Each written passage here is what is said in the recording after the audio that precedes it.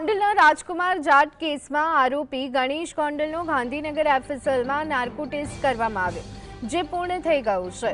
Test પહેલા ગણેશ ગોંડલની જરૂરી મેડિકલ તપાસ કરવામાં આવી। નાર્કો ટેસ્ટ બાદ કેસમાં નવા ખુલાસા થઈ શકે છે, જે બાદ રાજકુમાર જાટ કેસમાં નવું વળાંક આવવાની શક્યતા છે।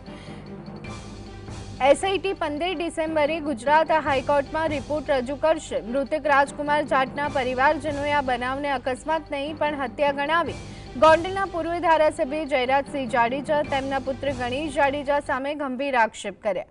આ મામલે રાજકોટની જ્યુડિશિયલ મેજિસ્ટ્રેટ કોર્ટમાં નાર્કો ટેસ્ટ કરાવવા માટે અરજી કરવામાં આવી। બીજી તરફ આ કેસની તપાસ માટે રચાયેલી એસઆઈટી માટે આગામી દિવસ મહત્વના છે। એસઆઈટી 15 ડિસેમ્બરે કેસની તૈયારીનો પ્રગતિ અહેવાલ ગુજરાત હાઈકોર્ટમાં રજૂ કરશે। રિપોર્ટમાં શું નવા ખુલાસા થાય છે અને પોલીસ તપાસ કઈ દિશામાં આગળ વધી રહી છે તેના પર સમગ્ર રાજ્યના કાયદાકીય અને રાજકીય જાણકારોની નજર ટકેલી છે। આજે આનો નાર્કો ટેસ્ટ થઈ ગયો છે। હવે 1-2 દિવસમાં આની આખી જે રિપોર્ટ તૈયાર થઈ જશે અને આ રિપોર્ટ જે તૈયાર થશે આ માનનીય હાઈકોર્ટ જે ગુજરાત હાઈકોર્ટ છે આના અંદર મુકવાનો થશે। તમામ જે આખો કેસ છે આમે અત્યારે હું આપને સામે કશું ના કહી શકું। હાઈકોર્ટને આની બધી વસ્તુ જે છે અમે રજૂ કરીશું।